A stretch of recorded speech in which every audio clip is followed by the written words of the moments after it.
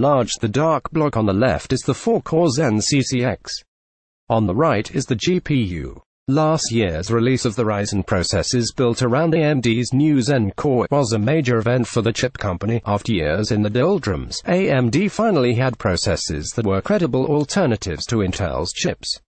However, AMD still didn't offer Intel much competition, because its chips lacked an important feature: integrated GPUs. In both the laptop and the mainstream and corporate desktop markets, most processors sold combine a CPU with a GPU, while discrete GPUs are reserved for high-performance gaming and other specialized systems. The first wave of Ryzen chips all needed to be paired with video cards. That made them appealing to enthusiasts in certain high-performance markets but irrelevant to Intel's bread-and-butter market. We knew that situation was temporary.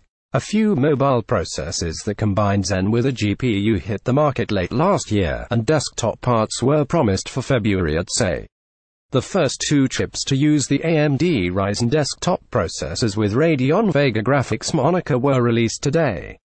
AMD is regrettably no longer using its much more concise accelerated processing unit APU terminology for CPU-GPU combinations.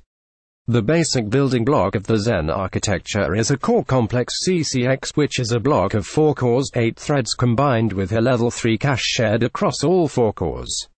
The first Zen chips used a die that joins a pair of CCXs into a single 8-core, 16-thread unit with AMD's Infinity Fabric between the CCXs. The desktop Ryzens have 1 pair, the high-end Threadrippers have 2 pairs, and the EPYC server chips have 4 pairs, for a total of 32 cores and 64 threads.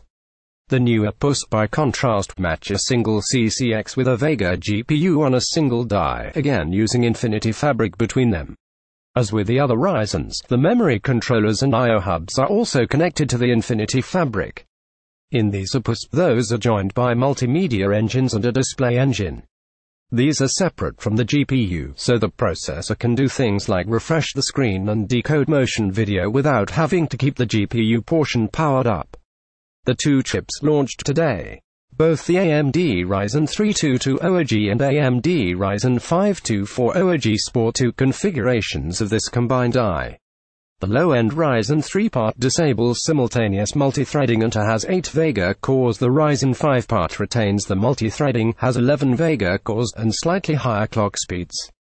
AMD Ryzen 5240G AMD Ryzen 3220G CPU cores 4 cores, 8 threads, 1 CCX 4 cores, 4 threads, 1 CCX CPU base, boost clock per megahertz 3.6, 3.9, 3.5, 3.7 level 3 cache per megabyte 4 GPU cores 11,704 ALUs, 44 TMUs 8,512 ALUs, 32 TMUs GPU ROPs 16 GPU clock per megahertz 1250-1100 PCIe 3 lanes X8 for GPU, X4 general, X4 for chipset RAM dual channel DDR4-2933 TDP, W65 single precision performance per teraflops 1.76 GPU 0.231 CPU 1.126 GPU 0.224 CPU transistors 4.94 billion die size per square millimeter 209.78 suggested price $169.99. Like other Ryzen branded chips, these new processors use the 4AM socket.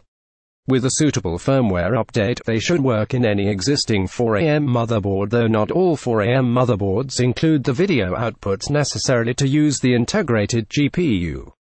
At this price point, the AMD chips are more or less competing with processors like the 4-core, 4-thread Intel i3 $8,117 against the Ryzen 3, and the 6-core, 6-thread i5 $8,482 against the Ryzen 5.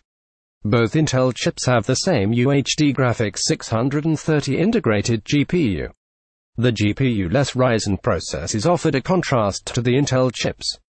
Intel's per-core performance is better than AMD's. Not only do the Intel chips have higher clock speeds than the AMD parts, they also do more each cycle, resulting in an overall performance win. However, this was offset, at least in some workloads, when AMD offered more cores and threads for less money. For example, AMD pitted an 8-core, 16-thread chip against competitors with 4 or 6 cores and between 4 and 12 threads. The result was that, while the Intel chips were arguably better for most people, there are workloads where the higher thread counts make the AMD chips the better option. The new parts don't offer the same sizable core and thread count advantage. Rather, the big advantage comes from the GPU, with the Vega cores being faster than Intel's Gen 9 GPU cores. The benchmark results reflect this. For example, from Anamtech, the AMD chips can manage around 30 frames per second at 1080p in Civilization V, compared to a meager 10 FPS from the Intel parts.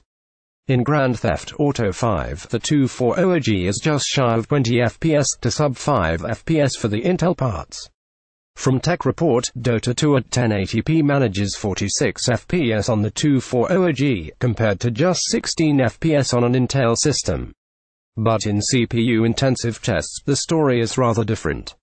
For example, in JavaScript browser benchmarks, the i5 8400 leads the 240G, and the i3 8100 is approximately tied with the 220G.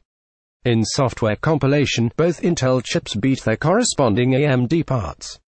The i5 8400 and 240G trade blows, with the winner being decided by whether a given test can use the extra couple of threads of the AMD chip at the greater clock speed of the Intel one.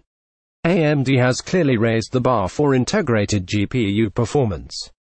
Its old opus already tended to beat Intel's integrated graphics even in spite of its much weaker CPUs, and the upgrade to Vega just increases that lead. Without a doubt, these are the fastest integrated on-die GPUs to hit the market. But even with that improvement, the same old foibles of integrated graphics remain.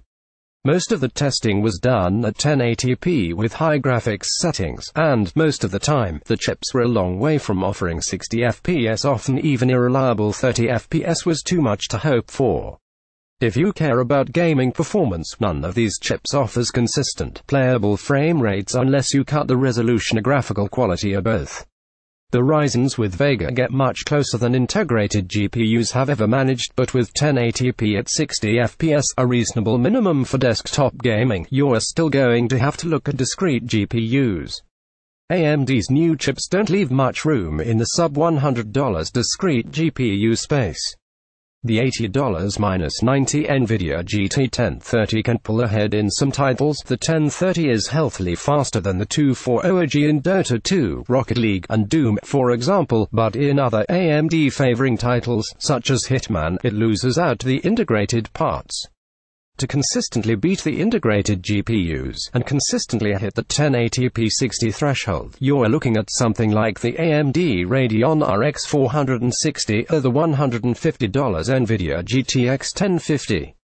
Looking forward, cheap video cards are going to have to get a lot faster to justify their existence against this kind of integrated GPU. Together, this puts the AMD processors in a strange position. If you don't care about gaming performance or other GPU-intensive tasks, such as GPU-based computation, the difference between Intel and AMD graphics will simply never be noticed. Intel's often better CPU performance, especially in single-threaded workloads and browser benchmarks, is much more likely to offer a better computing experience. If you do care about gaming performance, the AMD parts come tantalizingly close to being good enough. This is especially true if your preference is more Civilization than Dota 2 or Rocket League. With reaction times taken out of the picture, 30 FPS is much less unappealing than it would otherwise be. If you're willing to dial back graphical quality and/or resolution, the Ryzen 3220G and Ryzen 5240G can offer entry-level, cut-price gaming without the discrete GPU.